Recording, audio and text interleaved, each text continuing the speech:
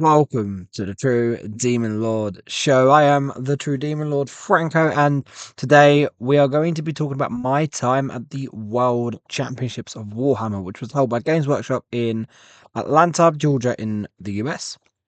And so it is the event where you have to qualify. You earn a golden ticket through either winning an event or maybe winning like a best overall at an event, best sporting, blah blah blah, depending on what event it was, how they got their golden tickets, etc., etc. So of course, Custodians won it, which was a massive shock, and poor John Lennon lost in the final for the second straight year.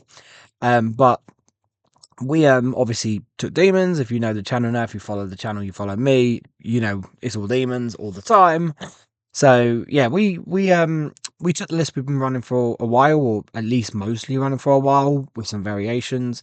And then if you saw my video just before Worlds where I spoke about all the demon lists, mine included, then you already know the list. But we'll go into it briefly. So yeah, so I'm going to talk about all 8 of my games, how I got on, try and go through them I say briefly, just pick up the game, but most like key moments. I don't want to babble too long. I want to try and keep it to 5-6 minutes per game. Say try. We're going to try. Um, and then also just talk about the event in general, my overall time there. I generally had like it was my favorite event I've ever done, and generally my favorite thing I've ever done in the hobby. It was amazing. I'm really happy that I got the chance to go. I'd love to go again, but you know I have to earn a golden ticket again, and that's easier said than done. But we will try. We will try. So yeah, so we're gonna get into it. We're gonna talk about the whole event and just run through the 8 games. But before we get into it, just if you like the content we make, please leave a like and subscribe. It's completely free. It takes a few seconds and it helps this channel grow further, which means we can reach out to more and more demon players and just help as many different demon players as we can. That's the goal of this channel. Um, and then if you really like the content and you want to further support me and get some extra benefits, then consider becoming a YouTube member as a true denizen, where you'll get access to the member exclusive Discord, where you'll be able to vote on, you know, future content, what we kind of do, lists that I take to events. I'm going to be going to an event next weekend, I guess this weekend, and I'm going to try and like have a way that the my members can vote on what I take, because that list is just that event will just be me just trying to keep the creative or the hobby juices flowing for games. um for me, I'm not like, I just want to play games basically, so I don't mind what I take, and I'm gonna leave it up to the members. So if you want to get involved in that, consider joining. And then you get a whole host of other things, you know, more in-depth videos, member exclusive videos, more of like a coaching level standard from myself, and just a bunch of other stuff. So yeah, so let's get straight into it. Before we talk about the games themselves, I just want to give some shout outs to a few people. I got that hang around with my 6++ teammates, Dave, who was also in the World Championships, Jamie, who did the Grand Narrative, which was a massive narrative event where people dressed up. There was literal characters walking around, and that was awesome. And Aaron, who now lives in America, came down for the weekend. So, you know, they helped make my week like the hot, like just as good as it was, being able to hang around with them. Um, and then I got to meet a few people. So Isaac Gutierrez, I'm going to mention him first. And if he's watching this, then generally Isaac, it was a pleasure to meet you. Um, Isaac basically kind of runs a Facebook page for Mexico, like for Chaos in Mexico, trying to basically do what we do for Demons, and that's just rise up the community, Chaos community in Mexico, and that's awesome. Isaac also had a gorgeous Imperial Agents army. He had a knight with like a church steeple on top, and every model was converted and kit bashed, and yeah, just absolutely beautiful army. And I just got to spend time with Isaac and have some really good conversations, and just generally Isaac was just a really, really, really good guy. And my conversations with him helped again add to this great week. So I can't thank him enough. I got to hang around with Ryan Ajus from Team Malta, who took the 60 pink horrors and the 50 plague bearers. And that was really good. Like, I'm really glad I got to spend that week with him, because I feel like me talking about him in that last video, or the video where I was talking about all the demon lists for Worlds, might have come across a little bit wrong, and that was never the intention. So I got to hang around with him and we had a real laugh. And I got to speak to Nicholas Frischen as well. I believe that's how you pronounce his last name. Who's from Germany. He's the one that went 6-0 like about 3 weeks ago, 4 weeks ago now, maybe. In a big German event. He's running a Lord of Change of Fate Weaver. I spoke to him about his list and had a chat with him at the end of the event, so that was really cool as well. And then there's so many people I could speak about. A lot of people come up to me over the week to speak about like the channel and Daemon. So if you did come up to me, you spoke to me, thank you. I ain't got time to mention everyone's name. Just a few of the honourable mentions I wanted to get to. So let's get into it. List wise, we took the list. If you saw my Ragnarok GT win video where I spoke about my list, how I got on there, you'll already know the list, but we'll briefly run into it. So we've got Be'lakor, the Great Unclean One with the Endless Gift. We have the Flail and the Sword on him. Keeper of Secrets with Soul Stealer and the Shining Aegis for the Feel No Pain. Shalakti, 2 units of 10 Plague Bearers, 3 units of 3 Fiends, 2 units of 3 Screamers. So we've been playing this list now for a bit, and then a variation of it, which we ran at Coventry. And I really like the list. The change I made obviously was more Plague Bearers coming in, which gave me a little bit less like unit play, so I lost Nurglings and the Beasts, but it was generally worth it. I did get a little bit worried thinking I might not have enough stuff to play with, but I did, like, as long as I didn't throw it away. Yeah, there was a couple games where I did feel like I just lost stuff too fast, but overall the list worked, listed what it needed to do. The monster combination was good. I think if I am going to stick with this list for now, obviously we have these 4 new detachments coming, which will come this month, but I don't think they're legal tournament wise till January, apparently. I don't know. So that probably, unless I don't like them, which I doubt that's going to be the case from what I've heard, but maybe if I am going to stick with this list, I think I might drop the keeper for a lot of change, but I don't know. Go back to the 4 monster combination that I was running earlier in the year, back in April, May, with Be'lakor, the Great Clean One, Shalaxi, and the Lord of Change, but the list did the job, and it worked. It very well worked. So game 1, we ran into Tony from Switzerland. This is Tony's 2nd straight year now at World. So, and I can't lie, I was coming into this game quite nervous. For someone that goes to events almost every week, plays a lot of 40k, I don't get nervous. I don't think I ever get nervous. It's just natural now. But I was really, really nervous going into this game. Just the event in general. I could feel the butterflies in my stomach, and as weird as that is to say, like, I was incredibly nervous. And yeah, like it definitely, I think it definitely showed, at least for the first day. So we played against Tony running Dark Angels. He was on Gladius, which is, your standard. He gets the Doctrines and all that kind of stuff. So he had Azrael, 5 heavy intercessors, 2 units of 5 Deathwing Knights, 2 Gladiator Reapers, which are the tanks with the double Gatling on top, 5 Incursors, which are the bomb guys, 6 Inner Circle Companions, who Azrael attached to, 2 single ATVs, a unit of 5 Scouts, and 3 Vindicators. So we were playing on layout 7. On the rituals, that's the one where you only have the 1 objective in the center of the board plus the 2 in your backfield, but they don't score you points. And then every turn you drop an objective on the board, 12 inches from another one exactly, 6 from 12 has to be 12 inches from one that's already on the board, and has to be more than 6 inches away from any other existing objective. Which is a crap mission. I don't like it. We're playing on layout 7 for GW, which I found out because obviously we don't play on GW here. I only go to one event where I play on GW, and it's always layout 4, I think, or 2. I think both, but mostly layout 4. And I was like, I figured out very fast I don't like layout 7. Apparently no one likes layout 7, so that made me feel a little bit better. We were on Stalwarts, which didn't come into it, and like they very rarely do. I think was Stalwarts a 3 heroic 3 go to ground. Is that what that is? I can't remember. It didn't matter. And Hammer and Anvil. So as you can see, I lost quite bad. It's not often we get beat by a score like this. We normally lose by 10, 20 points, but we got beat quite bad. Tony outplayed us. Quite simply, I played very poorly. Tony played it great. And I let the nerves get the better of me, I think. So I lost 95-46. So Tony did go first, which immediately was like, okay, cool. I'm going second. That's good. He got cleanse and engage. He could only get cleanse on the middle objective, which he did with an ATV, I believe. And then he also ran his 5 heavy intercessors up. And then yeah, lobbed off engage. As you can see in these pictures here, we've got our deployment zones. Let's get the pen out. So as you can see here on the left picture, we've got this building here in that hole. I learned very fast at the beginning. My bases couldn't fit through. Like the Chalaxy Keeper Bellicor base. Obviously the Grand Daemon couldn't. That's fine. And so I was trying to get through. It was literally an eyelash, and I was looking at it thinking, well, it kind of has like a little bit of a weird, like the way the building goes down. So maybe because this exact bit at the end of the building is less than 2 inches, you can go over it.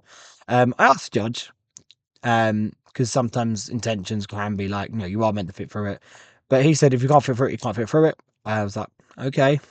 So that definitely did me in a little bit. Like I couldn't go around the buildings and stuff like that, which I think I definitely hamstrung myself on, and it just stopped me from being aggressive and really pushing him, as you'll see.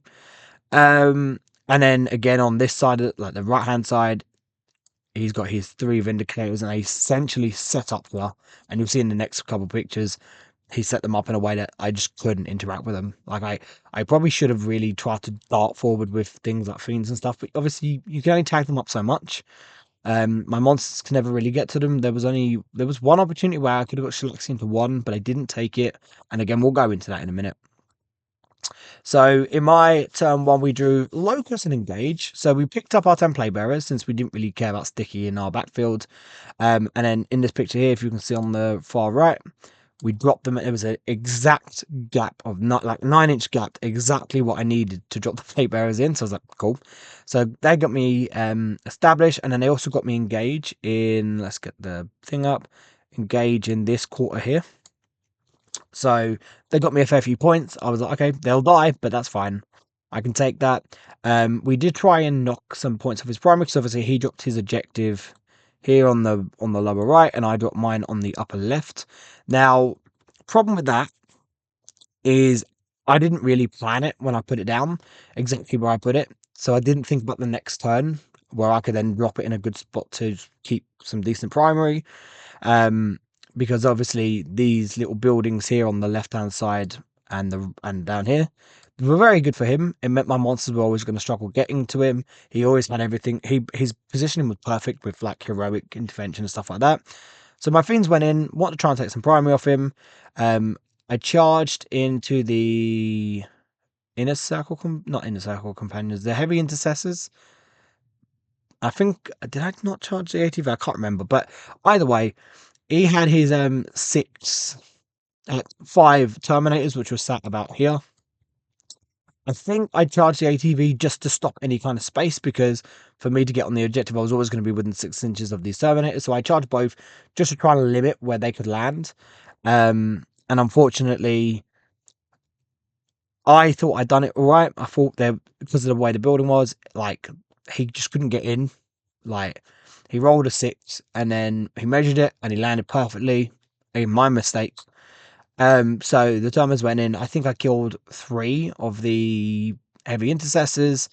Then I lost 2 of the fiends. He kept the objective, and I was like, okay, that's not great, but it is what it is. And then so he got 10 on his primary because he held the middle, plus he held his spawned objective. He got marked for death and bring it down. So a poor draw. He lobbed mark for death for containment and got a big 6 on it. And then so I think did he fall the Terminators back? I think he fell them back and then used, can't remember if he used the fallback charge doctrine or the strat on them, but I think it was probably the strat. Fell them back, and he was going to charge down here into the Keeper of Secrets. So I actually dropped Shalaxi like here, just behind her, so she could heroic. Just so then I would be like, okay, cool, that's 1 unit dealt with. And then he just decided not to charge because like, I just don't want to take both of them to the face, which makes sense because it pretty much, you would think, kills that unit of Terminators. But yeah, so I at least gave myself some breathing room down the bottom. We got Bring It Down Storm Hostile. We did, I think we've got the next picture. Yep, so we actually then threw our 6 fiends just to try and set the objective off him, and we just couldn't. The heavy intercessors fell back. We killed an ATV. And we killed a Terminator. I think maybe I don't even think I think we killed one Terminator and then they killed one Fiend back. So we kept everything locked, but we couldn't change the objective because we didn't kill enough. So yeah, we're having a bit of a poor start, but so is Tony. Really, his cards haven't been great either. But then he does get 15 because again he's dropped his 2 objectives in a nice spot here. I've dropped mine now. Like I said, as you can see, my objective here in the middle is much more out in the open than his is down here in the bottom. Um, and so because of that, he was able to, contest that easier. He dropped a unit of Terminators here behind the Reaper on Rapid Ingress. They would come forward. I dropped Plate Bearers down there to do the ritual. He came in, killed them, and then Belloc on the Grand King would essentially try and spend the rest of the game trying to get rid of them. Just could not. They tanked 4-ups. We would kill them slowly, but then he would end up killing Be'lakor. We had bottom left, we had a Reaper come down. Keeper fired a 6-inch reroll charge. So in his turn 3, he got 15 on primary, he got defend, he got extend. I could have chosen to pick up Be'lakor and Shalaxi and here on the far right. Drop Be'lakor where I basically had the play bearers earlier, charge Shalaxi into the Vindicator, but he obviously had his 5 Terminators he could bring down. In hindsight, probably what I should have done, but I didn't. Because I think I had enough space to drop Be'lakor with the 9-inch drop and then 6-inch Shalaxi. She kills a Vindicator and we just cause havoc in the backfield. That's what I should have done. We didn't, but it didn't matter. It is what it is. So we only got 5 points on primary for the whole game. Sabotage and overwhelming force, we didn't get either. Did I lob? I think I lobbed sabotage because I just thought I ain't got enough assets to do it, and he's going to be able to kill stuff. And overwhelming force, again, we just couldn't kill anything. Like, he was just tanking saves, and my damage was just not doing great. In turn 4, again, he just got 15 for the rest of the game on his primary. We didn't drop any more objectives either because we didn't need to. And then he got overwhelming force assassinate. I think he got that with killing Shalaxi and Be'lakor. And then I would get overwhelm with force. Oh, so I kept overwhelm with force, and we would eventually get it twice, which was nice. I think that was a unit of Terminators, and I don't even remember what else. And defend, we moved a unit of Screamers up on the objective. The Gladiator that was on the far side did move, but couldn't quite get onto the objective. I did stick it for a CP. He killed them, but we got the points. And then in his last turn, he got max and no prisoners. He got max for behind enemy lines. And, he got 50 points on primary. I got no prisoners, which we killed nothing, because I think we only had the ground clean one. And I think that was it. I think I actually only had the ground clean one left at this point. Maybe I think I might have the keeper still as well. And then secure no man's land, we could only get the one objective, which a Great and Clean one was on from pretty much the whole game because he had just loaded up OC on that other objective. So yeah, pretty poor start. This was later in the game where Shalaxi went in but couldn't quite kill the Terminators and then she died. But yeah, so a pretty poor start. I was not happy with the way I played it. I think I just let it get to me, and Tony played the situation perfect. So yeah. And I really enjoyed that though. Like, as much as I got smashed, it kind of woke me up a little bit. But Tony was a gentleman. Like, I couldn't have asked for a better round one opponent. And I got to keep up with Tony for the event. So yeah, that was great. Game 2, we played against Scott from the US, running guard. So I looked at the lists in my pod going into the event, and the one I was looking at was like, oh, triple Rogaldorn. I hate Rogaldorns. Don't give me that. But I would get it round 2, and I was like, great, awesome. So I got smashed, and now I get this.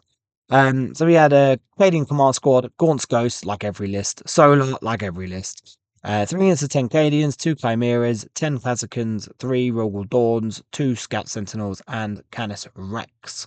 So, pretty solid list. Now, I was moaning about layout 7 in the first game. This game, I was actually the opposite because this was a great layout to play against this list on, because it was just so enclosed. It was really hard for him to get angles throughout most of the game. So that was good. We had Lynchburn, which is the one where you get, if you hold your backfield, you get 3 points for your backfield and 5 points for each objective in the middle. If you don't hold your backfield, you get 3 points for each objective you hold in the middle. Fog of War, we don't care. And Tipping Point, which is like the weird hammer and anvil. So we did win it, as you can see, 77-76, so by the skin of our teeth. But I made a huge mistake which almost cost me the game, and we'll get into it in a minute. So as you can see, we set up Shalaxi and the Templebos were in the air just like the first game. That is pretty much my reserves for most of the event. Um, so I knew that I had a lot of like there was a lot of tight angles that I could exploit, like moving the Great Unclean on up here in the building, or up here on the top of the picture, sorry, behind that building, and he could basically protect that objective for the entire game as long as I kept some stuff around him as well, so he couldn't just yeet 10 guardsmen onto it. And then we were essentially just going to scrap from the middle, and if I got the chance to try and deny his primary on that side, I would. So again, we went second, which was good, but he did get secure no man's land and extend battle line. So Sentinel went out into the middle. He come up with a Sentinel Chimera on his object, like his natural expansion objective. Easy points. Really good start for him. But we did beat it because we got secure no man's land as well. So we actually threw 3 screamers straight forward. They would tag the Sentinel in the middle, take the objective off him, stop him scoring those points. And then containment, I think I had picked up the other unit screamers. They dropped down here on the bottom right corner. They dropped about here, in the middle of the board behind this building. And I think the Great Unclean one might have done it, or the Fiends on the other side. I can't remember which one, but one of them did it. So that was a good start. He got his 8 on primary. He then moved up. Let's have a look. So this is the picture here. So he moved his Sentinel, fell back. 10 consequence, they kind of strung in the middle here. So they strung out like this. He put take cover on them, which gave him +1 save. These guys they did not want to die. So he picked up all my screamers. He shot down the angle here with the Rogel Dawn into the screamers. And then this one he shot with a Canis Rex, I think. And then he also had a line of sight from that Rogel Dawn. So we lost all our screamers, but I was like, okay, it hurts, but it is what it is. So he got cleansed, which he cleansed with the Kazakins and I think the Chimera or the Rogal Dawn, either one. He pushed up this Chimera here against his wall, so he had 10 guardsmen ready to come out. Hence why in my turn I would bring Be'lakor over with the Keeper, keep everything within the 6-inch bubble, but I have that 15 OC on that objective and then the Great Unclean one ready to just overwatch anything that came onto it. So we kept it protected. He and then he also got Locust, which he did in the middle. What did he do Locust with? Uh, I'm kind of confused what he Locust with now because he couldn't have Locust with the Sentinel because the Sentinel had to move. That's why it's in that position. So I can't remember. To be honest, oh no, sorry. That's why. This is the other Sentinel. The Sentinel that fell back is now over here. That was it. Sentinel fell back. The other Sentinel from the flank went in. That's why it's a defense Sentinel, Locust, and the Kazakins cleansed or whatever way around. It doesn't matter. So obviously, I knew I needed to take the middle back just to stop him getting more points. So we flew 3 fiends forward. We had the keeper at an angle so she could shoot into them. She shot into them, and she only killed 1 or 2 because he was on 4+, so he had his 4+ save, +1 save for take cover, +1 cover. He was on cover save. So we killed 1 guy because I'm AP2, so AP1, so he was on 3 up saves, and I was like, or sorry, 3. I think he was on 4 up save. Sorry, but whatever, it didn't matter. He only tanked 1. He only died. Only 1 died. So then I, like an idiot, charged my fiends in. Now I got a fairly decent charge, and I could have used it to just. I double charged both the Sentinel and the Kazakins. I could have used it to just completely wrap the front of them. But or in hindsight, probably should have just charged the Kazakins, but I didn't. I charged all of it because I just want to keep it all tagged up. Now, rather than use all my movement to just wrap the front of all this, I wanted to try and get all 3 of them hitting the Kazakins. So I put the 2 in close and then the 1 in next to it against the Sentinel because I had to touch the Sentinel, but also in base contact. And because of that, I just lost a little bit of movement. It meant I left a small gap on the objective, which would come back to haunt me. And then, like an absolute idiot, after setting it up to fight everything into the Kazakins, then split them and fought 1 into the Sentinel and 2 into the Kazakins for no reason whatsoever because I could never have done enough damage to the Sentinel to matter. I don't know why I did it. I have no clue. Again, it's just I had a really bad day and I was just playing poorly, right? So that was just I have no idea why. I killed 2 Kazakins with the 2 fiends. I was like, great, because they got that +1 to their save in combat as well. And then Scott got a guy on the objective. in his command phase, popped his order to give him +1 OC, took it back. And so got his 13 points on primary. That was a huge mistake, as you can see by the score. And I was beating myself up, and I was like, okay, so now, yes, I've got bottom of turn, but I'm losing stuff fast here, and I need to try and keep just denying these points. So yeah, that was worrying. So in reply to that, I would pick Be'lakor up, and I would pick up no, so I had 10 Plague Bearers still in reserve. I would pick Be'lakor up, and I think you picked up a unit of Fiends as well. I can't really remember. I did pick up a unit of Fiends. I think it might have been these ones here. And then in my turn, I would get 8 on primary. We would get Area Denial and Cleanse. So, sorry, I think it was...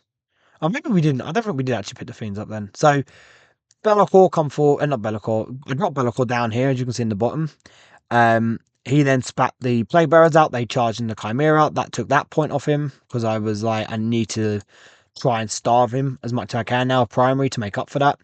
The Fiends moved to the middle. They were ready to charge if they needed to. And then I dropped Shalaxi behind Be'lakor just to go to the middle should she need to go to the middle. The Keeper then got to shoot at the Kazakins. Be'lakor shot at the Kazakins. We cleared all of them. The Sentinel had fell back from the Fiends, and that was fine. And we were keeping our objective in the top corner, so we were in a good spot. And we would end up knocking down the 3 primary for the rest of the game. But yeah, so that was good. We did get, like we said, Area Denial Cleanse. In his turn 4, he got 3 points for primary. He got Recover Assets and Defend Stronghold. Swapped out Defend Stronghold and got... sorry, not Defend Stronghold. Swapped out Recover Assets and got Assassination. So what he did was he ended up bringing this oh, where's my pen? He ended up bringing the Chimera around, and then he wanted to try and just get some charge in, just to try and clog me up. He had this Rogaldorn, and Canis Rex came out here in the middle, and I want to say, and then he had both Sentinels come to the middle as well. This Rogaldorn moved up, but it couldn't actually do anything. I think it shot at these Fiends here and killed these Fiends in the middle. So he had 2 Rogaldorns, or most of 2 Rogaldorns, plus Canis Rex, plus 2 Las Cannon and Hunter Killer Missile Sentinels, plus, all the shooting, plus a Hunter Killer Missile for Chimera, firing into the Keeper. I popped 3 reroll 1s, and she died by like a wound. Like there was 1 leftover wound or something like that, so she just died, but she tried her best. So I was like, okay, I mean, it's given me some breathing room, and now I was like, okay, he's got some stuff out in the open. I can probably shoot some Sentinels down, and then get Shalaxian to do her job. We've got objectives tagged up, fine. And then he ended up killing the Plague Bearers, but he then moved back with the Chimera and the Dawn, and that left me a gap. So I then would I would pick up the Plague Bearers that were on my back foot objective, and 3-inch drop them onto that objective in my turn 4. That way I would take the primary off him again. And then Be'lakor went up and killed both Sentinels in the middle. So he shot one, killed it, and then killed the other in combat. So I was given like a block in the middle, so he couldn't just come straight forward with the Rogal Dawns. And we got Extend, which we did, and Recover, which so Shalaxi went back into my backfield and sat in my backfield, and I think she recovered there. And then the Ground Claim one recovered in the center. And then in his turn 5, he would only get 3 more points on primary. But obviously, I'd bottom a turn, and he knew that. So he was like, he knew he needed to try and stop me where he could. He got Engage, Sabotage, threw out Sabotage, and got Containment. He got big on Containment. This Chimera had come round, which I guess we've got the picture here. So as you can see, the Chimera came round, and then this Rogel Dawn would actually come round here as well. He would end up killing the Fiends, and then the Rogel Dawn would actually charge into the Ground Clean one just to get, try and contest it, because I've only, at this point, Be'lakor would die, and those Fiends would die, and I've only got the Ground Clean one and Shalaxi left. But the Chimera was only on 1 wound, and in his command phase, it failed its Battle Shock, it died, because of the shadows, because it took B3 mortals, and then the 10 guys got out. I think maybe 1 died, but they were battle shocked and they were just stuck there, which actually ended up helping me massively. So in my last turn, I drew Recover Assets. No, sorry, I scored Recover Assets. I drew behind enemy lines and no prisoners.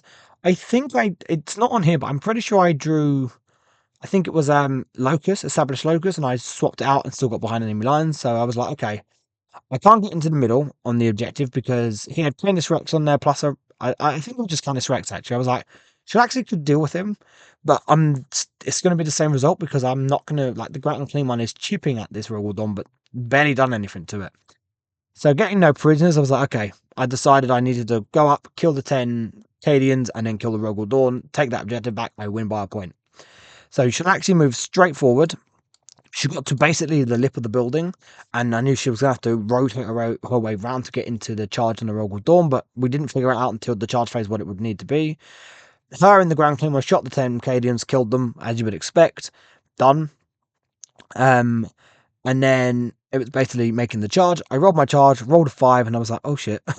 And Scott was like, look, let's just try and not have to worry about having to measure it. Re-roll it, and then if it's 5 and a 6, because, sorry, I think we'd figured out 6 would have definitely got it in. So if you rolled a 6 high, we don't need to bother. I rolled a 4 on the re-roll, and we were like, oh shit. But Scott measured it, and he was like, no, 5 is fine. So I was like, we got in, we killed the Dawn, we took the objective, we got a second point, like extra 2 points, no prisoners, and we won by a point. But all because I made a massive mistake in the middle. Scott played it well. I think I played slightly too passive. Um, but at the same time, I felt like I had to, because as soon as I go in the open, I die. Unless I just kind of yeet, like Be'lakor, Grattan Cleamon, or Be'lakor Shalaxi, keep all in at one go. I could never get to anything properly because the Chimera was always blocking out the Dawn on one side, the other Dawn was always blocked out by the other Chimera, and then the other Dawn was just hidden back. I could never get to Canis Rex. So yeah, we were in a bit of a spot where we just couldn't reach him. But we managed to pull the game up by a point. Now, when I was leaving, Scott had already left to go back to his hotel. We were both very tired. He put the score in. Someone had said to me, oh, by the way, you've lost on BCP. And I was like, oh, shit. So Scott had put it in the other way round, but Scott, being the gentleman he was, messaged me later that night and was like, look, I screwed up. Don't worry, I'll get it sorted out. And when I rocked up, because I actually rocked up just about on time on day 2, I was running late. I got done in by jet lag, and I ended up sleeping through waking up really early, falling back asleep, sleeping through my alarm, and literally making it to the event by like 5 minutes before the first round started, or the third round started. But Scott had already taken care of it, so I thank Scott for that. And he was generally a really, really nice guy. I think he writes for Goonhammer as well, so that was cool. But yeah, really, really good end to the day. So we've had a shaky start to the event. 1 win, 1 loss. We just got the win by the skin of our teeth. So I know now I'm just going to have to pick it up. And thankfully we did. So my round 3 opponent, I can't remember how we pronounce his name, and I'm not going to because I'll butcher it. So he was from Hungary. Really, really nice guy. He was there with his son, who was also a golden ticket winner. So that was quite cool. So he was running Eldar. Now I like the Eldar matchup. I think it's quite good for us. He had the Autup Way Leaper, which is it's the guy that runs around giving him CP, and he had the enhancement on him to get him back up on a 2+. The Avatar, who's always a pain in the butt. Death Jester with Fate's Messenger, who we hate. Farseer on foot, who gives out the -1 to wounds. Farseer Skyrunner, which is the guy on bike, he gives out the reroll hits. Spirit Seer, which attached to 10 Wraithguard, get 1 back a turn, and gives him +1 to hit.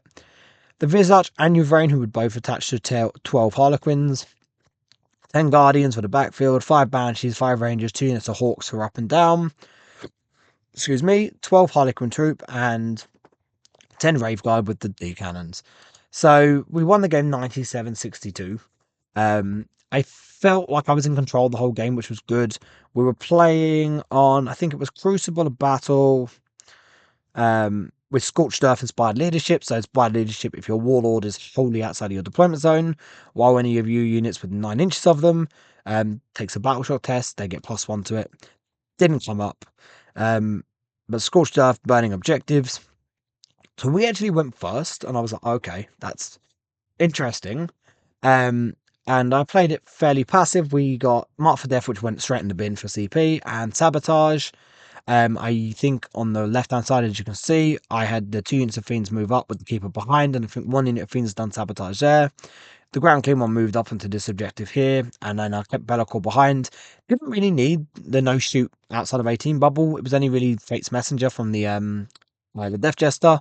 But good practice just to keep it going. And then I had some fiends and screamers set up over here, and they were hidden behind the plates, which was quite nice. It meant they couldn't be shot. And then in his turn here on the right hand side, so the avatar did actually move up, and then I think these are rangers. So he basically moved his 10 Wraithguard up into this building. Banshees also moved up, and then I think the rangers kind of just come across here and spread out just to try and block. And then his hawks kind of lined up there behind the avatar. The troops came down here, just setting themselves up. Couldn't make the objective, so just set themselves up ready. And I think the hawks stayed where they were for some screening. So when he moved the avatar up, I saw the gap and I took it. So I picked up Be'lakor. Obviously, Shalaxi and Template Bears were in reserve again. And we would drop Shalaxi. So she couldn't actually shoot the avatar, sadly, so I wasn't able to take any wounds off him. Be'lakor knocked, I think, like 1 or 2 wounds off him with his shooting. Shalaxi picked up the unit of Swooping Hawks with her shooting, which was good. 1 less unit of Hawks to worry about. And as you can see, we just pushed forward. So the Great Unclean One moved up this way. And then I got Fiends just in front, so they could give out the 6-inch aura of -1 to hit for the avatar if I needed it, which we would need it. Another unit of 3 Fiends surged forward. They would charge into, I think it was Rangers, kill the Rangers, come in, tag the Wraithguard and the Skyrunner, which was nice. Shalaxi would charge into the Banshees because they were against the wall, and she would pick them up. The Keeper would pick them up. So we were in a really prominent position. Shalaxi would take the avatar down to 2 wounds, and then the avatar I think would do, if he did anything, it was like 3 or 4 wounds. Nothing really. So I was like, that's fine. And we ended up getting, what did we get in my test? We got Containment, which we got big on, and Secure No Man's Land, which we were all over the board at this point. So yeah. And then my opponent only got 5 points on his primary. He got Recover Assets, and I think it was Engage, which no, sorry, it was Locust. He threw out Locust because he just couldn't score it, because everything that needed to do something, and I had my backfield screened nicely, and so his other Hawks couldn't come down and do it, so he ended up swapping it out for Engage, which again, he just was not in the position to do it, which was good for me. The Wraithguard would come out, shoot at the Keeper, take like 6 or 7 wounds off her. She just tanked it. They would charge in to try and take the objective, just for, I mean, not that it was actually losing me points, but they wouldn't be able to take it off her because not enough could get on the objective. And then he positioned his Harlequins down the bottom. The Avatar did fall back, and I did Overwatch, but only took 1 wound off him, so he's on 1 wound at this point. And then in my round 3, I would get 10 points on primary. The Ground Clean One would start the burn on this upper objective, which would end up going off because he just couldn't stop it. Be'lakor killed the Avatar, and we got Bring It Down, which we got the 2 points for the Avatar, and we got Kill the Horde, and because of the Wraithguard, we could actually score it. So she'll actually come down and got the Keeper out. I think I've actually got the pictures here. We do. So as you can see in the middle, she done very good. So we ended up killing, I think the Keeper had already killed 2 of them, and then I might have killed another 1 with her shooting. So I think there was 7 left, and then she'll actually would end up killing 6 of them. So there was 1 left now. And my opponent played it really smart because the Spirit Seer is behind the wall over here. And then he had pulled everyone but that 1 leftover Wraithguard, which was just over an inch out from the Keeper, meaning I couldn't get Cole because the Keeper can't pile in because she didn't make a charge that turn. So yeah, very smart from my opponent. We did 3-inch Deep Strike Plague Bearers on his backfield, which was nice. And then I think this is this in his turn 3? I can't remember. But we were on this objective. We had taken it off, I think, with Fiends. So, not Fiends, sorry, Screamers. Either way, we zeroed out his primary for turn 4. But yeah, so I would get, at the end of my turn 3, I'm jumped well ahead. At the end of my turn 3, I would get the burn on the objective, or the end of his turn 3, I'll get the burn on the objective. 2 points for bringing it down. We lobbed Cole. He got 5 points on primary because, again, he has got the Harlequins here. And then he would get Recover Assets, which he had scored. And then he got Call the Horde, which he couldn't score. Containment and Cleanse. I think he threw out he had Containment and Cleanse, couldn't cleanse. Got Containment, and I think he did it with Hawks and like the Way Leaper or something. So in my round 4, I would only get 5 points on primary because we didn't have the middle, because these Harlequins would actually come up and tag both the Keeper and Shalaxi. He would end up killing the Keeper because she was already on a few wounds at this point anyway. But then Shalaxi would pick up Yuvrain and like I think it was like 8 of the. No, sorry, that's wrong. You've reigned in, I think, 7 of the Harlequins. A lot of Harlequins. She picked up quite a few of them, and just left the Visage and a couple more just in case we drew Assassinate. Um, but not enough to give me the objective, sadly. Um, but then we would have no prisoners and overwhelming force. We killed the Visage and we killed well, actually we killed a lot in this turn. We killed the Visage, we killed the Harlequins, and we killed, I think, Guardians on his backfield. Um, and then we had contested this objective, sorry, with the Fiends up here in the middle. They came down here, and I think it was a the Wayleaper or something on the objective, and we charged in and killed it. Um, and then my opponent was only able to get overwhelming force because I think he killed those Fiends. But got behind enemy lines, bricked out. Why have we got so many secondaries on his turn 4? I can't remember. Anyway, I think, could he not score any of one of them? I can't remember. Anyway, he only got the 3 points on overwhelming force.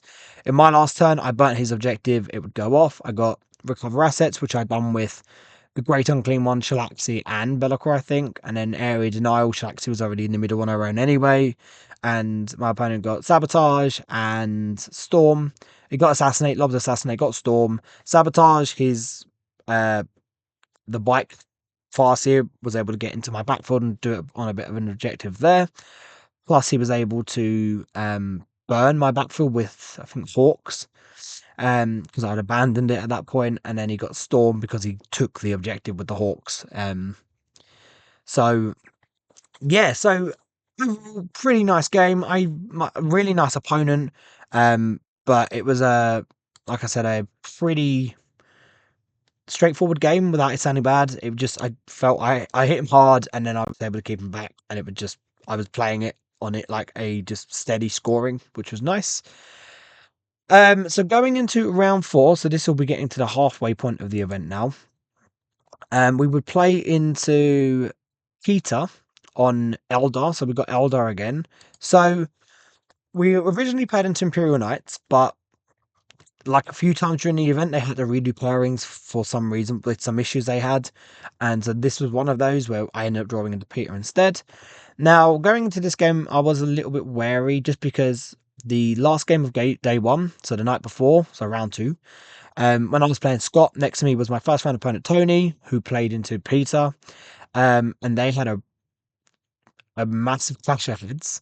They were having quite a bit of an argument and some real big issues, which actually ended up putting me and Scott off a little bit. Like, we were getting a little bit annoyed because they were very loud and it was really frustrating. And I remember looking at Scott and thinking, like, I said some words, and I don't want to repeat them. I try not to swear on here. But yes, I said some very choice words because it was getting really, really frustrating and off-putting. So obviously I had that in my head. I had spoken to Tony about it. I haven't played Tony. Tony was a great guy. So I was like, what happened? And he told me, I can't fully remember now, to be honest, but I went into this game, obviously, with that in my head, a little bit wary, but just tried to straighten out with Pete at the beginning, like, look, we're going to have a good game, blah, blah, blah. So we won the game 85-74. Good.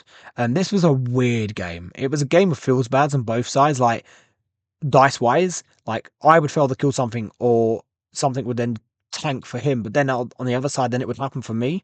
And so we both ended up getting kind of shafted, but I think I just got the better end of it than he did. So very, not some similar bits, but not too similar to his last to the last Elder list. So he had the Wayleaper, but no get back up on this one. The Avatar, Death Jester with Fate's Messenger, which I forgot to say, but that div Death Jester with the Fate's Messenger in the last game got in one shooting in his turn 2 shooting phase, shot the Fiends, rolled 2 6s and a 5, turned the 5 into a 6, so got 3 sets of sustain 2, I think it is. And then in round 3, did the same again, 2 6s and a 5. So I was like, I hate that dude. Thankfully, this guy didn't actually do a lot because he was mostly doing actions. He only shot a little bit. Farseer, again for the -1. Fugan and Karandras, both with a touch to their Phoenix Warriors. So Fugan into Fire Dragons, Karandras into Scorpions.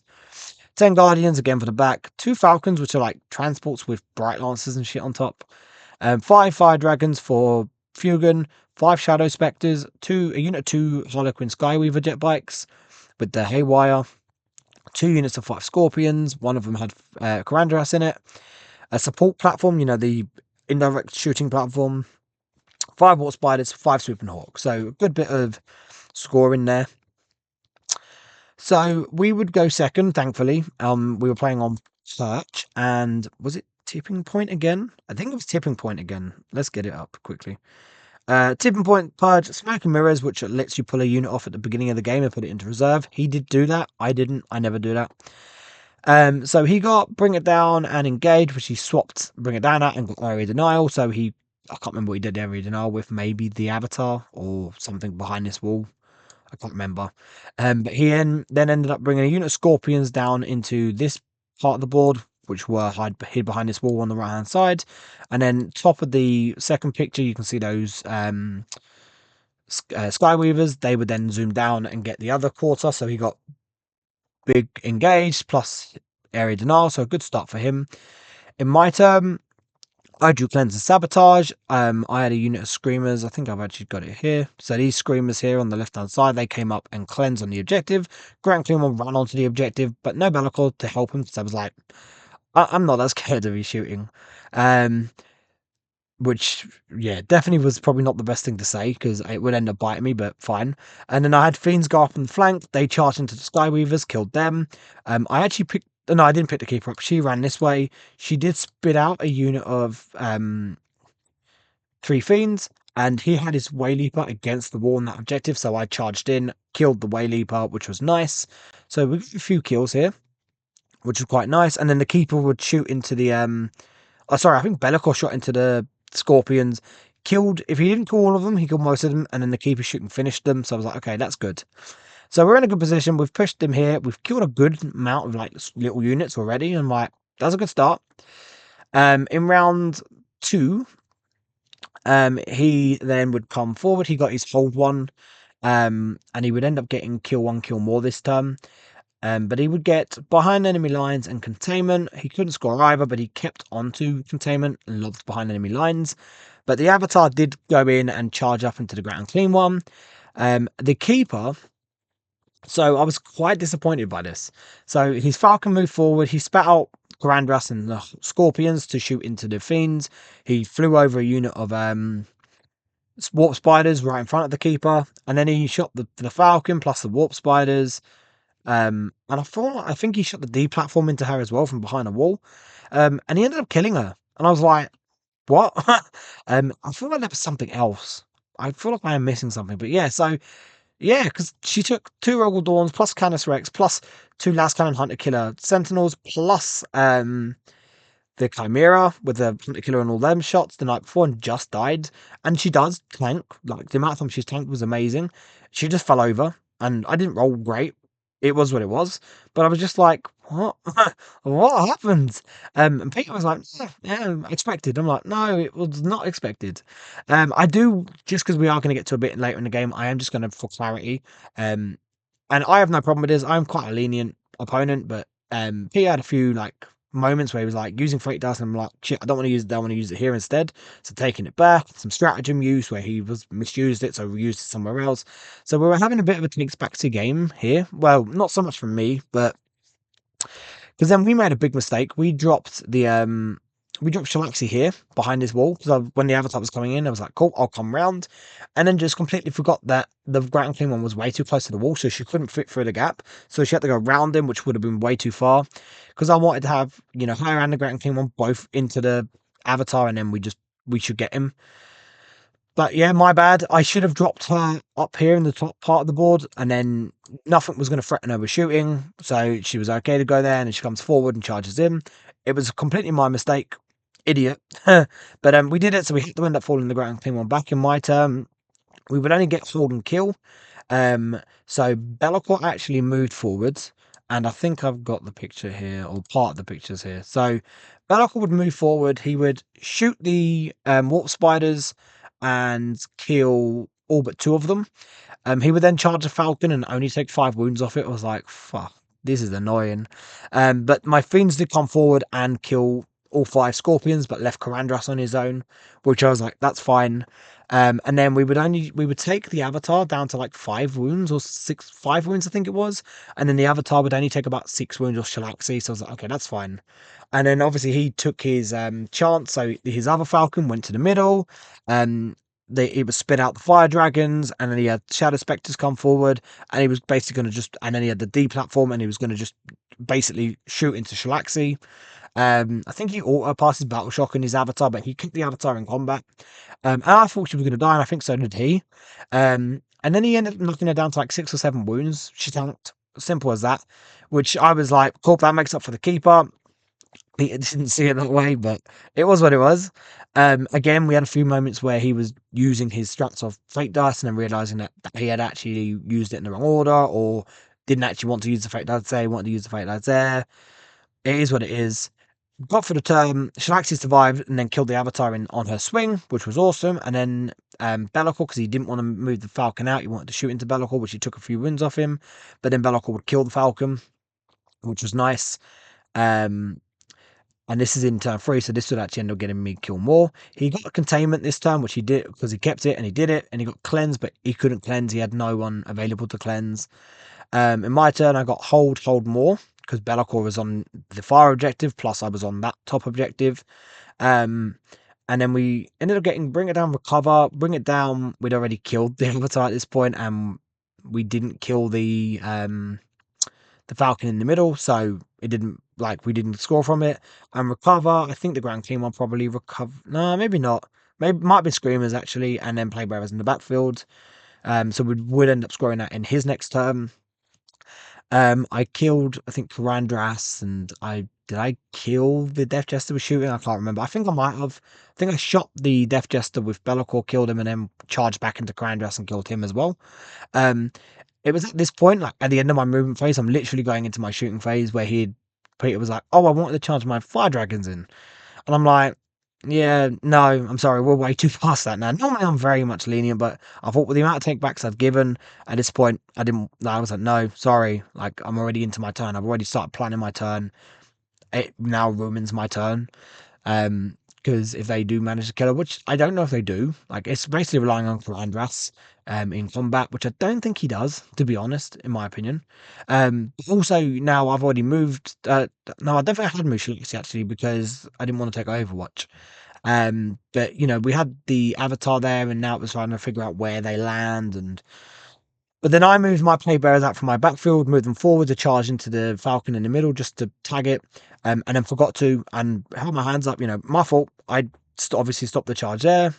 I'm not gonna, and I hadn't even started the fight phase yet. I literally just realised, but I was like, no, I get it. I failed it. I'll take it, and so I didn't have the take back on the charge because I forgot it. Now going into round 4, he would get. What did he get? I think he got kill more and hold, and I got hold more and kill. He got Locust, which he did with the Farseer went. He ended up killing Be'lakor, not Be'lakor, Shalaxi, and I can't remember what he killed Shalaxi with, but he killed Shalaxi. And then the Falcon, I think the Falcon came over to the other side, and to shoot at Be'lakor. And then he got Locust and Extend, which he got Extend and Locust he did as well. Oh, sorry, he dropped 5 what they called Swooping Hawks in my backfield because I'd already moved out to try and charge a Falcon. Forgot to do it. Left the gaps of the Hawks dropped back there. And then in my round 4, I basically had the Farseer in the middle. We drew Assassinate. So I was like, okay, cool. And we got Storm. I had a unit 10 play bearers I picked up. And then I was looking at it thinking, okay, so the Grand Claymore can go and kill the Farseer. Be'lakor can kill this Falcon, should. And then he's had his 2 remaining spiders, which were sat here on this side of the wall, here in the bottom right. So Be'lakor's wing could stick out, kill them in shooting, charge into Falcon, kill them. Grand Clean goes and kills the Farseer. I then use my 3-inch deep strike to bring the play bearers down here on this objective here. For Storm, quite confident. I had unit 3 Screamers, which would charge here. You can't really see it, but on the right hand side, there was the platform. they charge in there and maybe we get lucky and kill it. We were very vocal on this term, the way I was trying to plan it out. And then I just forgotten about Phantasm. And then as soon as I got to the end of my movement phase, I was like, okay, I've set myself up. I'm ready to shoot and charge from the Grand Clean one into the fast here. I'm ready to do this, ready to do that. Kill here, do this. Peter then was like, oh, Phantasm, rolled his dice, rolled a 5 and moved the fast here. And I was like, damn. That was, it feels bad, but it was on me. I'd forgotten about Phantasm with everything going on, with it being a really weird game. So I was like, cool, fine. Rolling the 5 was, I think, what he needed, a 4 or 5 to get him out of range. So now I looked at it, I was like, the Screamers could try and make a 9-inch charge into the faster to kill him, but I didn't want to, I wanted to make the charge either way. I didn't want to like fail it. They would end up running an 11, but it is what it is. They would just charge the platform. Great and Clean One were just stuck in the open. We did take the objective in the middle with the play bearers. So Balazs shot at the spiders, killed them, charged into the Falcon, and as I'm rolling my attacks, um, Peter has a bit of a moment, and I don't want to say whines because I'm not trying to insult Peter whatsoever here, but it was a bit of a strop about the spiders, like, oh, they never would have been there. I forgot they were there, and I would have moved them back, and you should never have been able to kill them, and all this kind of stuff. And I'm like, oh, like I planned my entire turn, and now all of a sudden I'm being like thrown upside down with all these like issues. Um, so in the end, I just say, do you know what? Take it back, like move them, fine. Um, so he does. Which I'm a little bit, I don't say annoyed, but like he's had a few moments where he's forgotten things or just misordered stuff or just on the wrong thing and wanted to go back. And like, and I'm trying not to put him down here, and I'm not like I'm making it out like he was playing the game completely wrong because he wasn't. It would just felt like every turn there was something. And like I said, I play the game, we're human beings, we make mistakes, and I try and be lenient. But at this point, it is feeling like there's a little bit of information gained from almost every decision. And that moment was a little bit spiky because I was like, okay, I'm going to just take a step back. I might rejig my turn here. Obviously, I didn't know about Phantasm when you did it. I can't do nothing about that. But like, if they wasn't them, there might have been something I could have done. Um, in hindsight, I could have maybe got the Screamers over to try and charge the two Hawks from where they landed. Um, if I maybe advanced, I don't know. To be honest, my head was all over the place. Peter, though, even though like I gave him this take backs on the spiders, kind of was like, no, your turn is where it is. You've just got to play your turn. And I think the phrase I used was, you can't have your cake and eat it as well, because it was like he wants both sides of like getting the benefit of flying away, but then not the benefit of me having that information already, which I would have had. In the end, I was just like, look, whatever, we'll just carry on. So he got his kill more that term. Um, but we would get we wouldn't get assassinate, we would get rid of that, and we would get storm. In his last turn, he would get 4 points for hold. He wouldn't kill anything, and he got storm. So the Hawks would just move on to my objective, take it, get storm. In my turn, I got hold more because I had all the objectives in the middle. I picked up the play bearers that were in the middle and dropped them back down on my backfield just to take it back.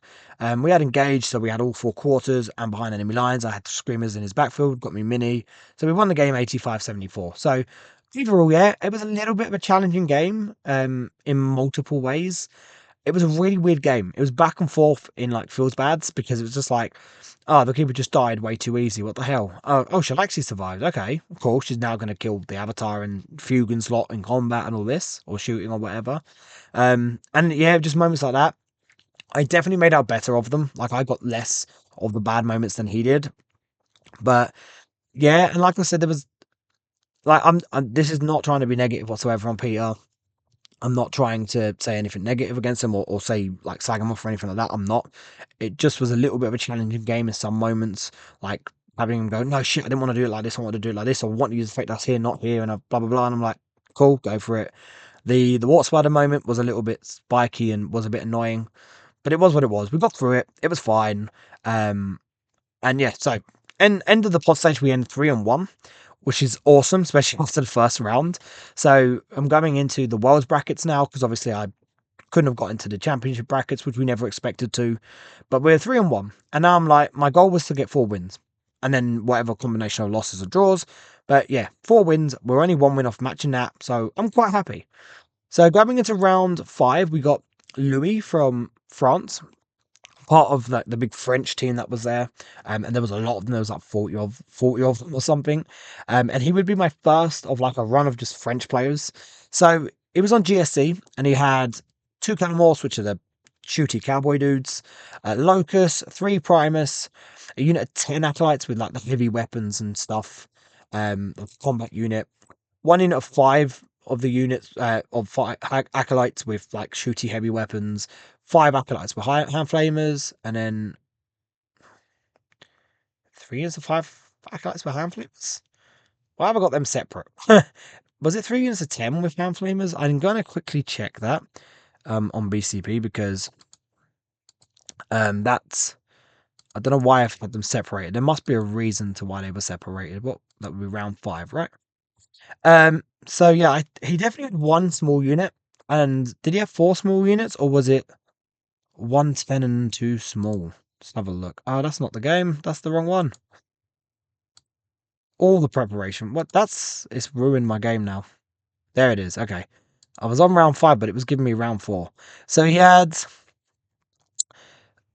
10 with the heavy weapons, 5 with the heavy weapons, 5 with hand flamers. So it is 2 units of 10, and another unit of 5, and another.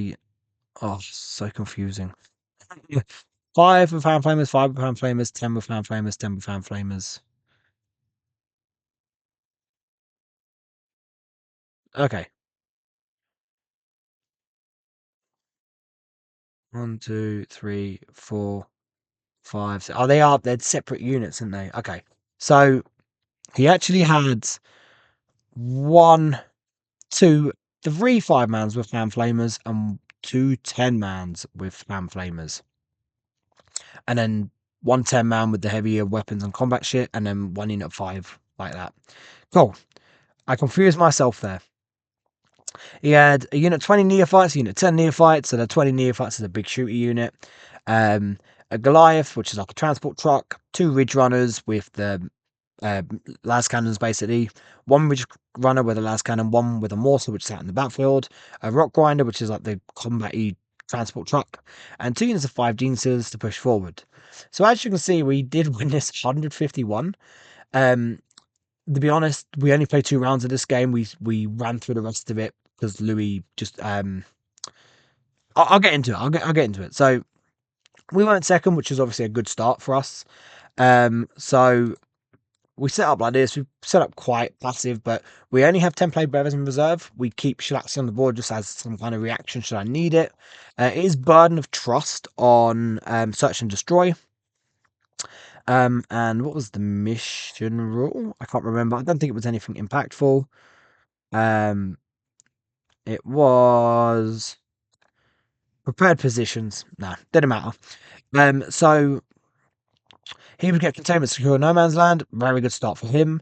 I would get cleanse, and I think I moved screamers up here to cleanse here on the left hand side, and then what else did I cleanse with?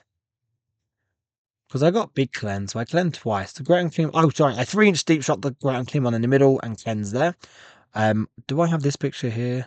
I do. Okay, so as you can see, we 3-inch deep shot the ground clean one here. He cleansed. Screamers moved up there. They cleansed. I ran the fiends up the other side. They charged into the Gene Stealers. Only one of them could actually get into combat because of the building, and we would end up killing, I think, 1 or 2 of them. And then we just played it a little bit passive-ish. I mean, we did pick up Shalaxi, or she ran over here.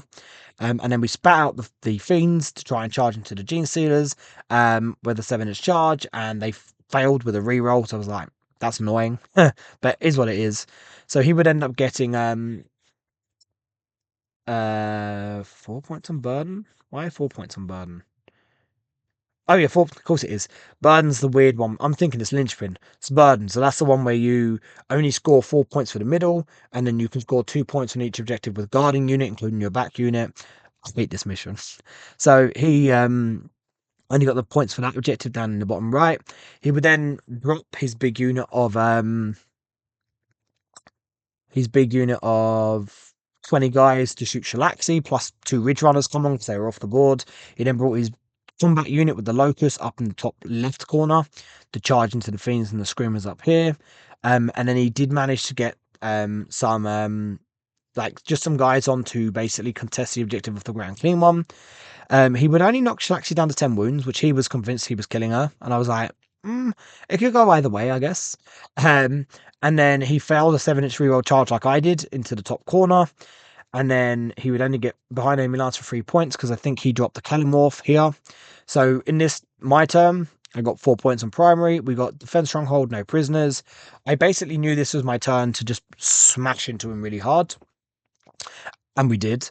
So the I think we got pictures here. So the Great Unclean, so Bellacore and the Great Unclean one moved up. Great Unclean one would end up killing the Locust and some dudes. Bellacore would kill the tank that moved to the middle. Shalaxi moved up. She would end up shooting the unit of Dean Sealer's dead, and then charging into the 10-man brick with the 20-man brick with the character in it, literally killing 10 of them, picking all of them up, or half the unit up. The Fiends would go in and kill 5 dudes.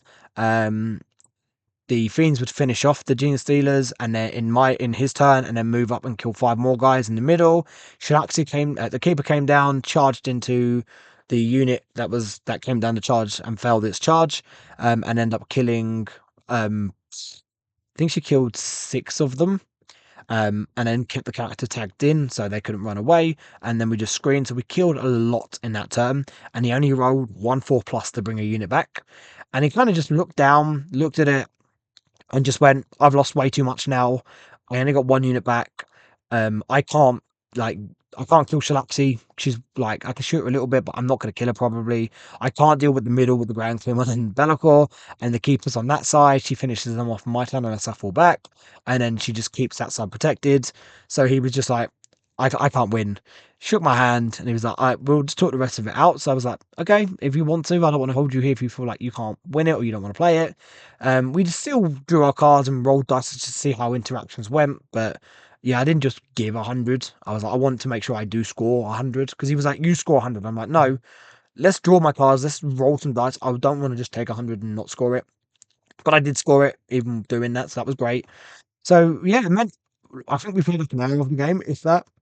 Excuse me, which then meant I had a nice long 4-hour break or something like that, 3 and a bit hour break. So I milled about, looked at the grand narrative, went to see how Dave was getting on as well, and then Jamie in the narrative, and then just hanging around talking to people, which was cool. And then we did go into another guy from France, Frederick, on Tau, so this was going to always be a hard matchup. He was running Callion. He had 2 Cold Stars, an Enforcer, 2 of the Fire Knife suits. So the Fire Knife suits are the plasma ones. He had a Cold Star on each of them, and the Enforcer was on its own. 10 Pathfinders, a Piranha, 3 Riptides, 3 Sky Rays, 3 units of 3 Stealth Suits, and 2 units of 5 Vespids for Uppy Downy. So I would end up going first. I won 90-40, as you can see. And if you look at Frederick's primary, you can see how I played this game. He got 0 points. I was quite proud of how I played this game. I think this was my best performance of the weekend. I think I played this game very well. So he would actually end up going with a secret mission as well. And again, he would try and hold the 3 in the middle. And we'll go over that in a minute. So we went first, like we said. So I played this first turn passive. So I mean, this is showing turn 2, but I had basically just moved Bellacore up to the wall. So Shalaxi was in reserve with the Playbearers again. The Keeper and Fiends all just kind of passived up against the wall. I'd moved some Screamers out, so I got containment, so they done it. And I think I did it with another unit of Screamers, which sat behind this wall over here. And they would end up moving over here in the next turn, but he would only kill 1 of them because he could only get 1 guy to see. With Stealth Suits, I think. And then Screamers up here would do it in a little gap up here and be almost invisible there as well. And then the Grand Clean one would move into the little gap of that side of the building. And I knew that if he'd move forward, he could shoot me with the Riptide, but not the Sky Ray. I was essentially trying to bait him to come forward to get some shots, which he took. And it meant now he was close enough for me to jump in. He had a Piranha and a Sky Ray come to the middle. I don't know why. He got Extend and Establish, which he done Establish with the Piranha, and Extend easy to do. In my turn 2, I threw Bellacore forward into the middle, dropped Shalaxi down, threw 3 Fiends forward to charge into these Stealth Suits here on the bottom part of the left-hand picture. The Screamers moved up here, and their job was to tag the Sky Ray so it couldn't come out to try and shoot into the middle. I had a unit of Screamers here, and they would end up coming and tagging the Riptide and the Sky Ray in that top part of the board. The reason for that was to just force the Sky Ray, because they can't fall back and shoot, so it was going to be -1 to hit, which was good. Cancel out spotting. And then the Ground Clean one, we would end up killing Vespids, because he had a unit of Vespers that dropped down. Sorry, we'd knock them down to 2 guys, sorry. But we would kill a unit of Stealth Suits with Bellicor shooting and the Grand Claymore shooting. Grand Claymore would run in and actually knock the Riptide down to like 3 wounds or something like that. And I was like, wow, okay. Like, Shalaxi has trouble killing them, but the Grand Claymore just went and whacked it. And I was like, I'll take it. I think I rolled like 2 lethal hits, and then with the extra 4 attacks, I ended up rolling like 3 more wounds, so 5 went through. And he failed, I think, 2 of the saves, and then I just rolled fairly decent on my damage rolls. And then he did leave me a gap in his backfield, so I dropped 10 Playbearers on there from reserve, and so we zeroed his primary out. We've got him kind of surrounded. He did bring down a unit of Suits with Cold Star in Rapid Ingress, which he dropped whereabouts? He dropped them about here on the left-hand picture. And then in his turn, he would get Assassination, which he killed Bellicor, and Recover Assets, which he did with, I think I can't remember what he did it with. He did it with something. I think it was probably Suits or whatever, Stealth Suits. And then, and then in the middle, Bellicor killed the Piranha, Shalaxi killed the Sky Ray, so we're having a good start here. Then I would get 15 on primary, because we held the middle one, because of Shalaxi, plus the one on the top, plus my backfield. And then we would get behind enemy lines and sabotage. So the Playbearers he'd shot at, he'd brought down his other unit of plasma suits in his back corner, shot into the Playbearers, killed like 5 of them, I think. And then those Playbearers would basically string back and tag them, so they couldn't fall out, they couldn't fall back and shoot, they were stuck basically. And then Shalaxi had moved forward. I don't know if I've got the picture of it. Kind of. So he had basically, if you could look on the right hand side, you've got Shalaxi. He had a unit of Suits there, and he had a big unit of Pathfinders here in front of the Keeper. And so I basically relied on Shalaxi shooting to kill the Suits, and then the Stealth Suits, and then she has a 7-inch rerollable charge on these unit of Battle Suits here, because I needed the Keeper shooting into the Pathfinders, otherwise I don't take the objective off him, because she won't kill enough of them, because she couldn't get on the objective because of the way the guy was positioned. So she shot into them, killed like 4 of them, charged in and killed like another 4 of them. In combat, she whiffed a bit. Oh, sorry, yeah, there were 2 left over. I know that. We had our Screamer still tagging nicely and just tanking that. The Riptide will fall back. I think I overwatched and took 1 wound off it, and then my shooting with the Ground Clean one would actually kill it, meaning then my Ground Clean one could then charge forward into the Sky Ray and try to beat that up for a couple turns. We had some Fiends also come forward to tag into it. Her actually shooting only killed 1 of the Stealth Suits, which meant she couldn't get through them. Our whip just didn't do very well. He was getting cover saves when he had AP1. He had stealth as well. No, he didn't have stealth. I take that back. Anyway, I don't think, no, they did have stealth. They do have stealth suits. So I think that hit me quite bad, and I ended up only getting like 2 wounds through with the whip, which he saved 1 of them. And then I think I only rolled 2 shots with the Purveyne, missed 1, and then did wound, but I think I only did 1 damage. So I was like, okay, so she can't get round. She charged the Suits and killed them. And then I was like, he's now got to deal with her, otherwise she's just going to rampage through the back. It's going to give a bit of breathing space to the Keeper and the Ground Clean one. And again, he's got 0 out on primary again, because the Keeper's on the objective, holding it off the Riptide. He's not on the objective up here. He's not in the middle, though he did drop the Enforcer, I think with Rapid Ingress, but no, sorry, not Rapid Ingress. I think that was in his turn, he brought it down.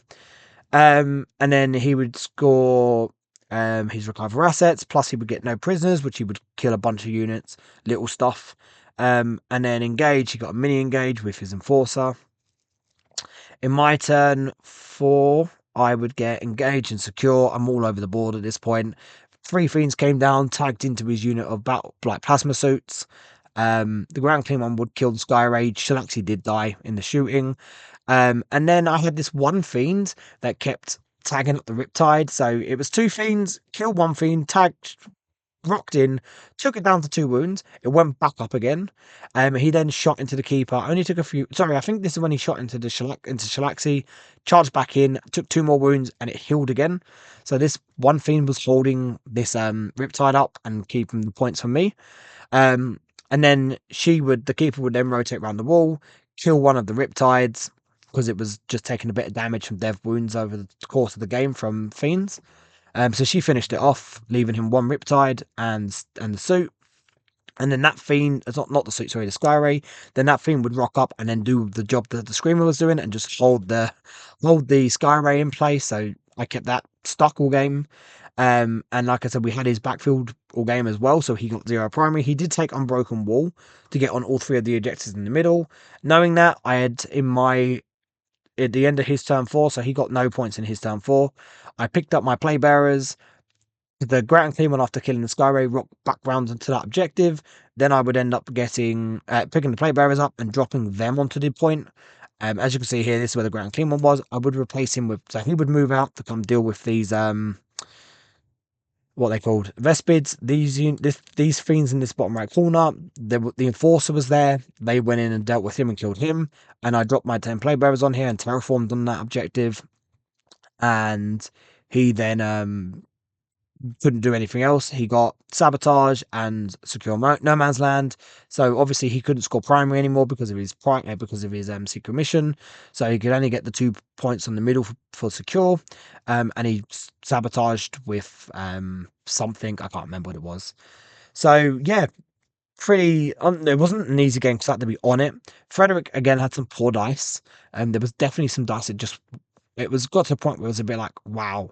But again, I just played it. I just put the pressure on. Being Carrion, I know, and going first, I need to hit him hard enough that either I kill enough, so when it comes to his turn 3, he hasn't got enough to benefit from it, or I've separated his forces, which we've done a bit of both. So he'd already lost a Riptide by turn 3. He'd lost 2 Sky Rays one Sky Ray, and then we did kill the other Sky Ray in turn 3, but in his turn 3 because it was stuck in combat with the ground clean one. And then we basically had the other 2 Riptides just in a bit of a crap position. One of the Sky Rays literally was stuck behind a wall or behind terrain, so couldn't shoot nothing. 1 unit of suits was in a position to do some shooting, which it did. And then the other one was just stuck in the back corner. And once it did kill the Play Bearers, I had 1 more unit of Screamers come over and tag it. So again, keep it in the backfield. So he just wasn't able to really use his assets well enough because I just stopped him, which was great. So we're going into the final day, 5 wins, 1 loss. So we've already beaten the goal. So I'm like, okay, sweet. Now anything else is a bonus, but now I want that 6 and 2. That was my punch above weight goal. So we'll see. So we've got a 3rd straight French guy in Lucas, and honestly, I think this is my favorite game of the weekend. Or the week, sorry. Lucas was an absolutely awesome guy. On GSC, so we had the Clamorous, which is the 12-inch Deep Strike Denial Bubble, which is annoying. 3 Primuses, 5 Acolytes, which are just the normal standard dudes, which I think they had. I can't remember what they had. I think they had just like the normal heavy weapon things. 3 units of 5 of them with hand flavors, 2 units of 10 with demo charges, 20 Neophytes, again, big shooter unit, 2 units of 10 Neophytes, Goliath transport truck, 2 Ridge Runners with las cannons, one Ridge Runner with the las cannon, 1 Ridge Runner with a mortar, 1 Rock Grinder, 3 units of Gene Stealers. So as you can see, we did draw this game. Now, we'll get into it because this wasn't actually the score at the end of the game. I'll tell you why, and then we'll talk about why we ended up with the draw. So again, like I did with the Gene Stealers, I only had 10 Play Bearers up in the air. I kept everything else on the boards. I went second, which is great. He ended up getting 1 point in raised banners, area denial and containment. So he had Gene Stealers come to the middle for area denial, and then 2 units of Gene Stealers on either side. No. Sorry, because he had 2 Gene Stealers. They kind of, so what this unit here done area denial. Another unit came up and done just blocked me out. I think he had, I can't remember if it was a Ridge Runner or just 10 dudes that came up and done area denial on that side. In my turn, the keeper would go up and beat up on some Gene Stealers. Shalaxi, he had a unit Gene Stealers kind of stretched like this, so Shalaxi came here. She would charge into it and kill it. The ground team on did move to the middle, and then Belacor just kind of sat here, just trying to keep everything safe. keeping our screens up. We got area denial as well, which we got, but no locust because I didn't go up in the air, which was a mistake. Is what it is. In turn 2, he would get 5 points on taken hold plus 2 banners, and then get behind enemy lines, which he dropped a demo charge unit down, killed most of a unit of plague bearers and most of a unit of, or killed one fiend and like 5 plague or 4, like 8 plague bearers, I think. But we would end up getting 3 of them back, which we'll go into in a second. And he got engaged. He was in all the quarters. In my turn, I would get 5 in primary. Sabotage, which we didn't do. I lobbed it for primary because I was just like, he's going to kill. He can just land wherever he wants and kill it. So that's fine. We'll just take the CP. And Storm, which we took, I think, the objective down here with some fiends. We charged into a unit, killed them, fine. The Great Unclean One basically spent the entire game in the middle. He had 5 guys like lobbing themselves at him. I was picking up units, 5-man units with his Overwatch, which was nice. I had a truck that came in just to sit on the objective. Belloc and the Keeper protected the top objective. And as you can see down here, the fiends went in and killed the unit on the objective over there. So when I rolled my battle shot, I got to bring my guys back, plague bearers back, and I rolled 3, so I got 3 of them back. I put them down really sloppily, and then realized I didn't actually screen out the 3-inch deep strike, and if I move, I get overwatched by the guys. Lucas was like, rearrange them. You obviously would have put them down properly, so that was really nice of him. We had a very honest game, and this is where we're going to get into the ending of this, just how this game was a really good game and why it was quite a breath of fresh air. So that was really nice of him. And then the Keeper would come over here, kill a Ridge Runner. Belloc would come to the middle to kill some stuff in the middle with the Great and Clean One, kill a truck, do some shooting.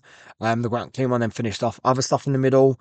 And then Shalaxi would come down and kill 5 guys, plus she would shoot into, we drew Assassinate, right? So we drew Assassinate, we had killed over the course of 2 fight phases most of the guys in that unit with the fiends. Now Lucas was rolling a lot of like 4+ to get units back, so I was just constantly dealing with waves and waves of guys, and I was losing all my little stuff quite fast, but my big guys were pulling their weight, thankfully.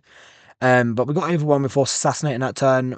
We killed multiple units, like 3 units in the middle, I think, with the Grand Clean One shooting and combat plus Bellacor's combat. And then Shalaxi went and killed another unit on an objective, but I couldn't charge into the big unit because if I did, he then gets to get more primary.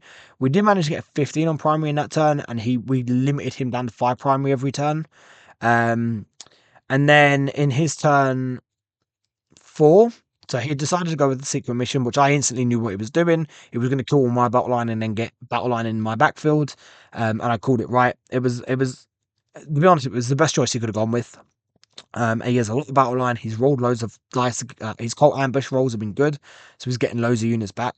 And I've only got 1 unit of play bearers at this point, which I haven't got the picture of. So the game got not tense, but very it was a very good close game. So I didn't actually take that many pictures. So I'm gonna have to talk you through it. This is already turn 3, so this is well out of it. But so I had basically dropped, if we look here, where the Keeper was on this objective here on the right hand side, I dropped the unit play bearers back and strung them out just to keep my screens going. I forgot to sticky the objective. My intention was to sticky it because then he can 3-inch deep strike, kill them, which I knew he was going to do because my battle line. I needed to keep my screens. I forgot, and I was like, shit. Lucas made me do it. He was like, no, you will sticky it. I'm making you sticky it. You're obviously going to do it. So that was really nice of him. So I've now made 2 mistakes or sloppy plays, and he's allowed me to just fix them, which has been really good of him. And it's been vice versa. He moved too close to Shalaxi, and I was like, move back, because otherwise, you give me heroic, and you're not going to do that. We were not clashing each other out on things. We were helping each other out, but he's helping me more than I've helped him at the moment. But it just was a very good, honest game. I guess the pressure, I was feeling nervous again like I did day 1, so I'm starting to make these little mistakes again, which, yeah. So I actually end up getting 0 primary because then in the next turn he comes on, kills the rest of, he killed all the play bearers, he then moved on to the objective. I think, sorry, the Keeper came back and, I can't even remember. The Keeper did come back, but he was on the objective. Bellacore, I ended up, so let me get this in my head. So in his round 4, he got Assassination because he killed Shalaxi, and Stop Hostile because he took the objective off Shalaxi. and 5 points on primary and banners. And at that point, it was now just his primary, his secret mission. In my round 4, I got no primary. I only got behind enemy lines, which I had, I think, a unit of Scream. No, sorry, a Fiend. One single Fiend dropped in his backfield because he just left enough of a gap, which was fine. And we got Marked for Death, which screwed us over again. And then in round 4, he got no prisoners and he killed that Fiend, but couldn't kill any of the monsters. I had the Great and Clean one who was actually tagged up quite nicely. Be'lakor was on his own. And Keeper was on the back objective trying to deal with the other unit that come down. So going into my last round, I was looking at it and I'd picked up Be'lakor. Um, Actually, I think I'd already picked up Be'lakor. I'd already picked up Be'lakor at the end of his round 4, and he'd gone in my backfield and was like clearing the backfield of little dudes, and they were just coming back, which was annoying, but we were clearing them. So going into my round 5, all I had left was the Great Unclean One, Be'lakor, and the Keeper. So the Keeper is on the objective here on the right hand side, which is my natural expansion objective. Be'lakor's in my backfield, and the Great Unclean One is in the middle. So the Great Unclean One was tagged with the 20 dudes.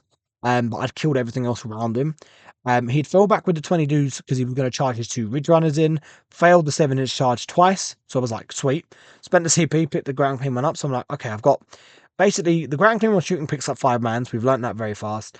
Hoping the Flamer does the job because obviously I need the 6-inch drop and I'm not going to be able to fire with the flail, but the Flamer's been doing its job. And then he goes into combat and kills something in combat.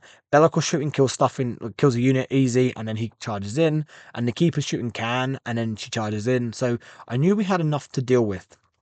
Now he had one unit in my backfield up by above my top objective. So if you look at this right hand picture, they were basically behind this wall here.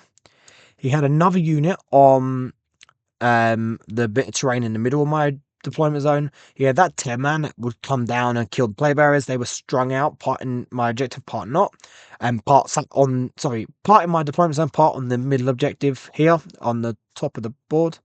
And then he had one unit in reserve, one of the units I'd killed that had come back, so he was going to bring them down in rapid ingress. So I'd basically decided I'd drop the Great Unclean One 6 inches in between, like on my objective, in between the unit that was just in my deployment zone and the one that was in the middle of my deployment zone.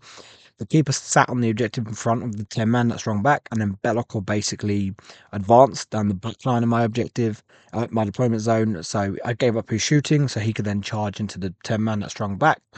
And I'd basically screened out my deployment zone apart from one little corner behind the wall that the Keeper had line of sight to, so she would be able to shoot in there. And then basically let him bring his rapid ingress in. They dropped in that gap. She shot at them, killed them. So I was like, okay, one unit down. The Great and Clean One then threw his flamer backwards into the unit that sat in the middle of the deployment zone. Killed them. I think I rolled like 7 hits and wounded with most of them, and they just died because -2 ignore cover just kills them. I had put the -1 on the unit he was going to charge into and sweep. He made his charge. And then went in, killed them, and then Be'lakor had made his charge, Keeper had made her charge, Be'lakor swept, killed them. So we killed all the battle line that was in my deployment zone. So we just stopped his secondary mission, and we ended up winning the game by 5 points. Now, he'd realised he'd made the mistake for falling back. He never should have fell back. There was no reason for him to fall back whatsoever. And it was just a silly mistake. Literally wouldn't have lost in the game. It would have won him the game. So, he was annoyed, but he didn't ask for it to be taken back. He was just like at himself. He was completely fine. Like I said, it was such a good game, such an honest game. And he was just like I'm so annoyed at myself. And so I had to think, I had to walk away for a minute just because bring myself back down, because it was a very insane kind of end to the game. I had to do a lot to get the win, and I did. And it all went perfect. I felt bad because he'd let me have 2 big takebacks. Well, one being, I say a big takeback, just rearranging the way I put my unit down. Otherwise, he gets a 3-inch deep strike. He stops me getting those 5 points. But he let me just rejig them, but then let me do the sticky already like 3 phases into his turn when I'd forgotten to do it. And that was him. Like, I was more than willing to be like, look, I forgot it. It was him that like made me do it. He was like, no, you were going to do it. So I felt really bad because I thought I've won this game and I've had to earn the game. It's not like I haven't earned it, but really, he just doesn't fall back in the middle off the ground clean one with the 20 man because he doesn't need to. He wins the game. So I decided to take back my sticky and just say I didn't sticky, which knocks 5 points off, and we end 65 away. I just thought that was the right thing to do. Because again, there was just no reason for him to do it. And we both realised what he'd done literally when I put the ground team one up. I don't know why he did it. Maybe he just thought, oh, I'll just charge with the thing, with the two Ridge Runners and tag it in. But yeah, so I just felt bad, and I didn't want the game to end like that. You know, we had such a really good game. He'd already gone back to let me have a massive take back, or let me do something that I'd already forgotten phases past. It was like 3 phases after that. So I had to earn that win, so I didn't want to like give the win away and be like, "Oh, we'll just say you didn't fall back." I was like, "No," because I had to earn that last turn. But I thought the fairest way to do it was he made a mistake. I'll just take my mistake that he made up, like he's let me do away, and we draw. So we took the draw. I think he was a bit like, "Wow, okay." He was like, "Well, it's my mistake, but if you're offering it, then yeah, I'm going to take it." But yeah, I thought it was the right thing to do. I had a few people tell me I shouldn't have done it, but I just don't. That's not how I want to play. Um, really, I mean, he got a lot of units back, right? That's what made this game incredibly hard. It's what gave him the ability to keep pushing me. But at the same time, I like again, I made a big mistake, forgot to do something. He made me go back and fix it. I just did not feel like it was right to then punish him for a mistake when I benefited from a mistake. So yeah, so we ended 65 all, and that was fantastic. I really enjoyed that game. It was my favorite game of the weekend. Um, so we were still 5 wins, 1 draw, 1 loss. So we're still on a really good record. And at this point, I'm punching above what I wanted to. So yeah, we're happy. So going into the final game, we are, like we said, 5 wins, 1 draw, 1 loss. Um, like we're doing very well. Like I'm incredibly happy. We're doing amazing. If we could pull this last game out, that'd be great. If we don't, we don't. Um, but yeah, so we got Sisters and we got Zap, who had just beaten Demons. I was like, okay, he knows what he's going into. And as you can see, we did lose the game, 74-67, close game.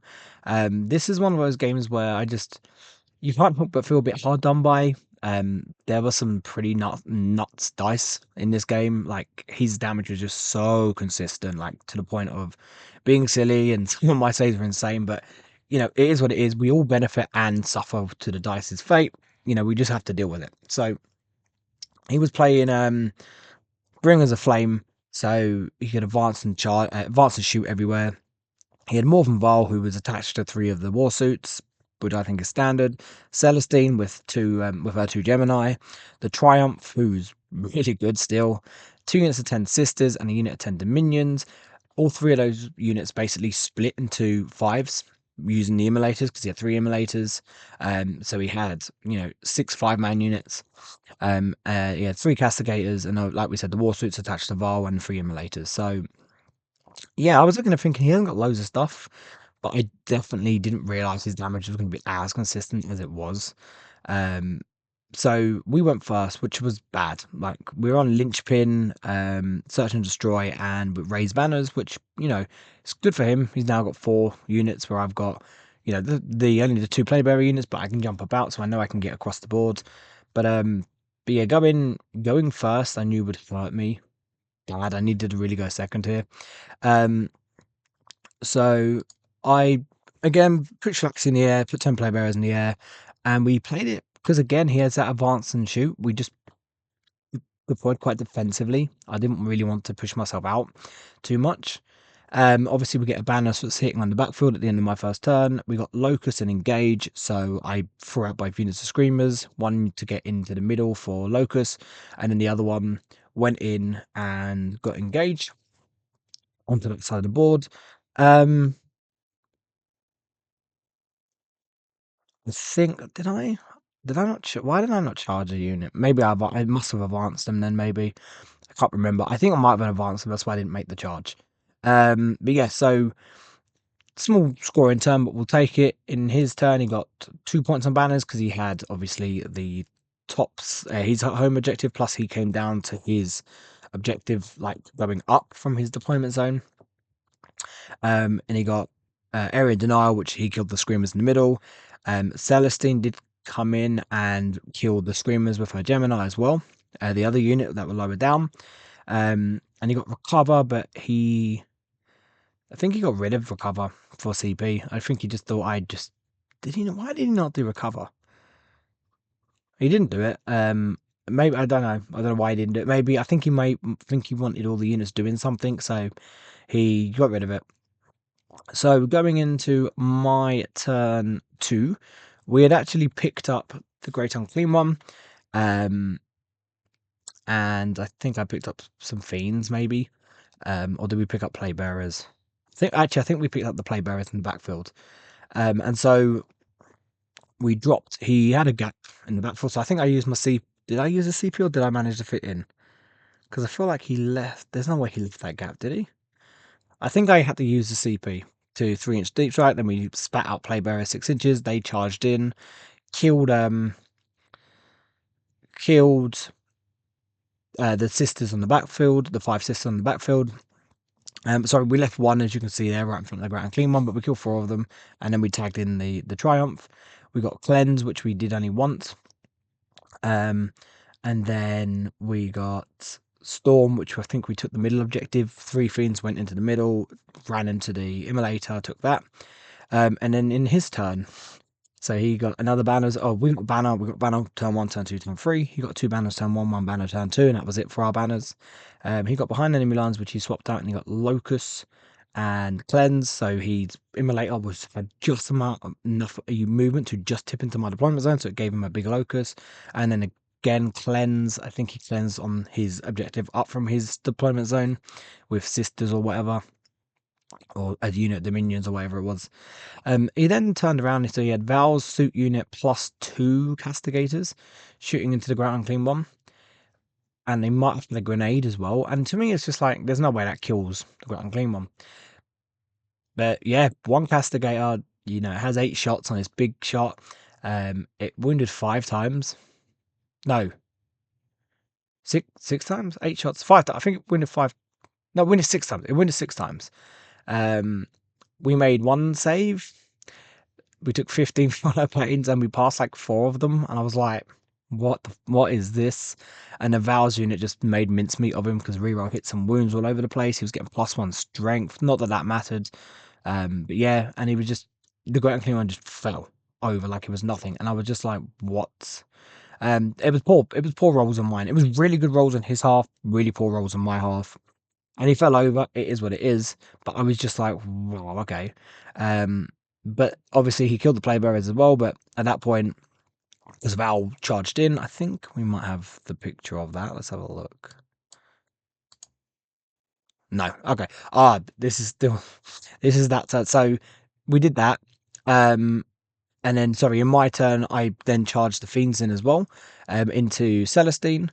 And we got a bunch of wounds through. I think we got like 7, 8 wounds through. Or 9. Sorry, I think we got 9 wounds through. Nah, we had to have more than that. We had 15. I think we got like 9 or 10 wounds through. We called a Gemini straight away. And then he had 5. He failed a few saves. I feel like it wasn't that many. It was more than that then. Because I think we rolled pretty well. But basically, he had 10 full planes to take on, or 10 full planes to take. At 2 damage, like 5 wounds worth of Filnal planes, so 2 damage apiece. And he ended up taking them all on Celestine, and he made 10 4-out Filnal planes. And I was like, after like that, this was before the Great Unclean One went down. So, but yeah, I was just like, he made 10 4-out Filnal planes on Celestine, and I could only make 4 out of 15. I was like, what is this? So that was annoying. As you can see, we tagged the Immolator in the middle with the Fiends, and I think we took like a few wounds of devs off it. But yeah, so we wasn't able to really interact with his objective, but we were hitting his primary because he only got 3 primary in his turn 2 because we were on his backfoot objective. And then he ended up clearing my Fiends out, clearing the Great Unclean One, clearing the Temple Bearer, just really, really efficient damage. And I was just like, I've lost so much already. And he ended up getting Locus and Cleanse, which we said he'd already done. And then into my round 3, we got 8 points again. and we got sabotage and secure no man's land. We had a unit of 10 plate bearers. So as you can see here on this building here, my version had 10 plate bearers sat on the behind the wall on it, getting me sabotage. And then just having a look at it, I got secure no man's land because again, I was able to take the middle, which is this one here. So this was my third term. The keeper came in. She finished off Celestine. Celestine did stand back up, but she killed Celestine and her Gemini, and took the objective. I think she killed 5 sisters in shooting as well, or 5 dominions, whatever, 5 girls. We then dropped Bellicor down with a 3-inch deep strike, spat Shalaxi out. Now I made a bit of a stupid move here. I shot into the St. Catherine, thinking I could do more damage than I did, but I didn't. I didn't want to shoot the suits, kill a suit, and then have a 7-inch charge because I was just not confident of it. I think just the way the dice were going, I was in my own head. I should have just shot into the suit unit, hopefully killed a suit, and then gone from there. But we charged Shalaxi in. She only killed 2 suits, and then took like 8 wounds of damage back. He did Overwatch Bellicor with, I think, the suit unit, and took like 8 wounds off them, and I was like, oh, jeez. So yeah, his damage was just insane. In reply to that, he ended up killing both Shaloxi and Bellicor. He took some wounds of the keeper, but didn't kill her. So we're now at this point. We know we're hanging on by a thread, but we're in real trouble. And he ended up having engaged in assassination, which he got both on. But still only like 3 points on his primary. We helped him down, but now I know we're not going to be able to. And so we got another 8 points in round 4. We got containment, which we did with play bearers and our last unit of fiends, because at this point we had 10 play bearers, a unit of 3 fiends, and the keeper. The keeper did alright. Like, she killed Celestine again, and then killed another unit in the middle. And then she would die in his turn 4. He would get containment, which we would get 1 for, and mark for death because again I only had 3 units, so killing the keeper gave him that. And in round 5 I was only able to get 3 on primary because we didn't have our backfield at this point. And we only had the one that was up in the top corner. We did pick up both units, the fiends and the play bearers, and we drew extend and recover. So the fiends went back down on that objective, got me extend, and then they recovered. They were actually I didn't even do that because I already had it sticky. Sorry, so they actually dropped on behind the plate and hid there. He couldn't get to them, so they got me recover. Plus the play bearers landed 3 inches back on my. I didn't even think I did that. I think it was still the 6 inches because he was just tipping my deployment zone, my objective in my deployment zone. So they sat on that. Which got me extend for big, and also got me 3 points of recover because he just couldn't kill them with what he had in my backfield and nothing else could reach. He would get 15 points of primary because nothing I could do. He had way too much to stop me, but he only got Storm Hostile, which he took my sticky objective in the middle, or in up from my deployment zone.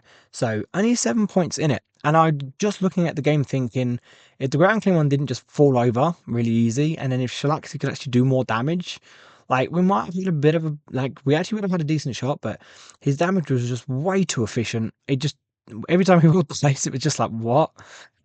Yeah, so again, try not to complain about dice. Dice are dice, they go that way, but it was a very feels bad game with just the fact that I just couldn't do anything. He looked at me, I died. I looked at him, he might have a little bit died. But yeah, so I probably played it a little bit too aggressive. But it's, yeah, maybe if I was going to do that, I should have maybe, rather than play bearers, just went all hog and really sat down in his backfield. Maybe I could have got all 3 up. I was going to say maybe the keeper, ground claim and Bellicor, but they were all on the board, so I could have only got 2 of them up anyway. Shalaxi wasn't able to get into any of the tanks. Like, my original thought was drop Bellicor kind of in halfway between the deployment zone and no man's land, spit the ground claim one out to go onto the objective, and then spit play bearers out from him, and then just hit the backfield with all that. And the Shalaxi goes into a castigator, but he last second remembered the gap and filled it with some dominion, so I couldn't do that. So yeah, we took a 7-point loss, but Zach was a good opponent. We had fun mostly, apart from the fact that he dice were just nuts. His damage was insane. But yeah, so that capped off the week. So we finished 5 wins, 1 draw, 2 losses, which I was quite happy with. Like I said, we were going in um, hoping for that 4 wins and then a combination of losses and draws if we got any. Um, and then that was our goal. 6-2 would have been our nice goal. If we'd got the 6-2, we probably would have won the number one demon spot, but we actually finished third. So Nicholas Frishen jumped me in the last second. He was 5 wins, 1 draw, 2 losses as well. And then Ryan Adjuice on his Pink Horror Play Bearer Horde did actually go 6 wins, 2 draws. But for a while I was like the highest ranked demon player at the event because I was just on an absolute rocket roll. Like I've 5 straight wins from round 2 onwards. And I feel like we played like day 1 we played terrible. Day 2 we played, normal, decent.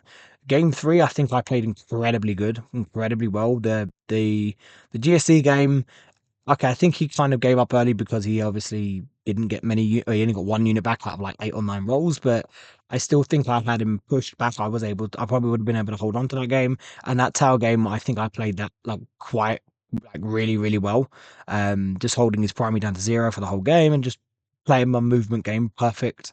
And then obviously the draw against the GSC could have gone either way. But we had definitely my favorite game of the week. And then that last game, it is what it is. We just got ruffle stomped again, but we ended the way we started. But I say that we only lost by 7 points, and again, a few different rolls going in my favor could have definitely swung it. But yeah, so 5 wins, 1 draw, 2 losses. I'm incredibly happy with that. We finished 41st out of 270. It's pretty good for the World Championships. The level of play there is insanely good, and I definitely think we hung with the competition there. So I'm incredibly happy, and I was just it was an absolute pleasure to represent my faction, the only faction I play, and the faction I have a lot of care and passion for, at such a grand stage, and also get to interact with so many people as well. So I had a fantastic event. I was a little bit down not to get the top demon spot. I feel like I definitely pushed for it, but take that aside, it really doesn't matter. We had a great event. We performed really well. It was a good finish. I've beaten myself up for no reason really, because again, it was just overall just a fantastic event. We done well, and that's all that matters. We got to meet quite a few people. Got to meet some people I would say could be quite nice friends, and just had a overall an amazing time. So yeah, I mean that felt like for a long while that was the build up of my hobby, like where I was getting to like Worlds is like counting down the time to Worlds, and now it's gone. I would love to try and win another golden ticket, but that is easier said than done. Like we've already said, so it's going to be hard, but we'll try. But yeah, so I mean, I think I might do like another RTT by the end of the year just to keep the hobby juices going, and then we'll probably kick back off in January, Nottingham Major, and try and go to some of the majors. There's a potential for playing at WTC. I'm not going to go too deep into that for now, but there is some interest there from a team and myself. So that might happen. It might not happen. That would be awesome to play at WTC in WTC. But we'll see. So thank you for tuning in. As I've said at the beginning of the video, if you like this content, please leave a like and subscribe. And if you want to further support the channel and get some extra cool benefits and some more tactical based content, consider becoming a true denizen through the YouTube membership. Check out Facebook, Instagram, as always, to check out and keep up to date with everything True Demon Lord and myself. And we will catch you all in the next one.